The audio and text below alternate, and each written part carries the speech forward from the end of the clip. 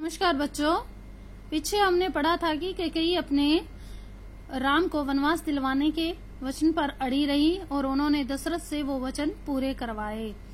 इसके बाद राम और लक्ष्मण का संवाद जारी रहता है, आपसी बातचीत जारी रहती है। इस पे राम कहते हैं कि वन गमन को उन्होंने भाग्यवश बताया है। कहते कि ये मेरे भाग्य में लिखा है, ये तो समय का उल्ट फेर है, उन्होंने कहा है। लक्ष्मण इससे सहमत नहीं थे, एग्री नहीं थे। वे इस जीवन को कायरों का जीवन मानते थे।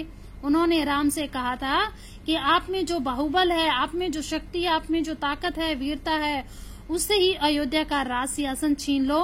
देखते हैं कौन विरोध करता है। कहते हैं कि आगे मैं खड़ा हूँ, देखता हूँ कौन विरोध करता है।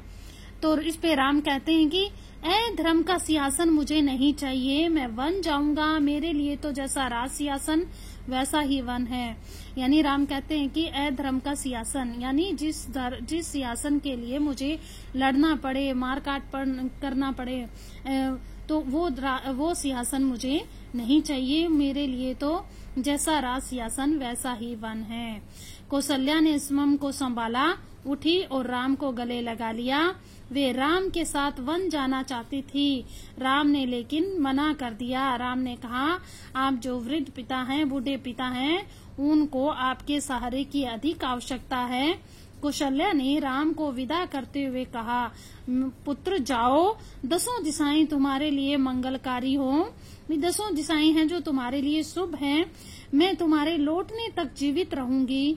कौशल्या भवन से निकलकर राम सीता के पास गए, सारा हाल बताया, विदा मांगी, माता पिता की आयु का उल्लेख किया, उनकी सेवा करने का आग्रह किया। कहा, प्रिय तुम निराश मत होना, 14 वर्ष के बाद हम फिर मिलेंगे। ये बात सारी राम ने सीता को समझाई। राम के वन गमन का समाचार तब तक सीता के पास नहीं पहुंचा था। सीता को नहीं पता था कि राम को वनवास मिल चुका है। राम को देखकर कुछ आशंका हुई। अनिष्ट कि राम ने विदा मांगी तो सीता व्याकुल हो गई, क्रोधित भी हुई, निर्णय पर प्रतिवाद भी किया, गुस्सा भी आया, उसका विरोध भी किया। राम नहीं माने तो सीता ने उनके साथ जंगल जाने का प्रस्ताव रखा। सीता ने कहा, मेरे पिता का आदेश है कि जहां तुम रहो, मैं तुम्हारी छाया बनकर हमेशा तुम्हारे साथ रहूंगी। राम को उनकी बात माननी पड़ी। तभी लक्ष्मण वहां आ गए, वह भी साथ जाने को तैयार थे। राम ने उन्हें स्वीकृति दे दी और वो शीघ्र ही तैयारियां करने में जुट गए। राम चाहते थे कि सीता वन न जाए, अयोध्या में रहे, पर वो इसकी परमिशन पहले से ही दे चुके थे। क्योंकि सीता हमेशा महलों में पली बड़ी थी, उन्हें वन का जीवन बहुत कठिन लगने वाला था। इसलिए राम ने उनको साथ ले जाने के लिए मना कर दिया।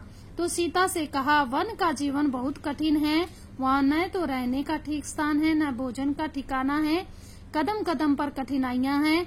तुम महलों में पली हो, ऐसा कैसा जीवन जी सकोगी।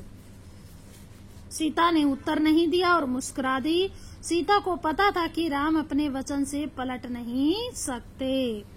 राम वन जा रहे हैं, यह समाचार पूरे नगर में फैल चुका था।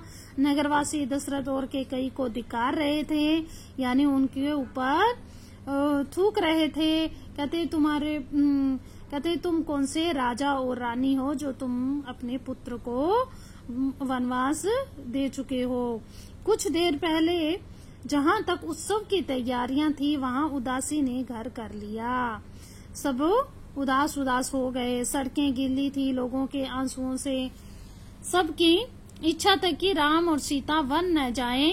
वे उन्हें रोकना चाहते थे पर बेबस थे। राम, सीता और लक्ष्मण जंगल जाने से पहले पिता का आशीर्वाद लेने गए। महाराज उस समय दशरथ थे जो दर्द से करहा रहे थे, यानी पीड़ा महसूस कर रहे थे। वहीं पर वो तीनों रानियां थी और मंत्री आसपास खड़े थे। जो मंत्री थे वहां, उन्होंने भी अभी तक रानी कैकेयी को समझाने पे जुटे हुए थे। शुभ थे, चुप थे, तर्क का साथ नहीं छोड़ना चाहते थे। ज्ञान, दर्शन, नीति, रीति, परंपरा सबका हवाला दिया, लेकिन कैकेयी अपनी बात पर अड़ी रही। राम ने कक्ष में प्रवेश किया तो दशरथ में जीवन का संचार हुआ। वे उठकर बैठ गए। उन्होंने कहा, पुत्र, मेरी मति मारी गई, मेरी बुद्धि, मति का मतलब होता है बुद्धि, मारी गई।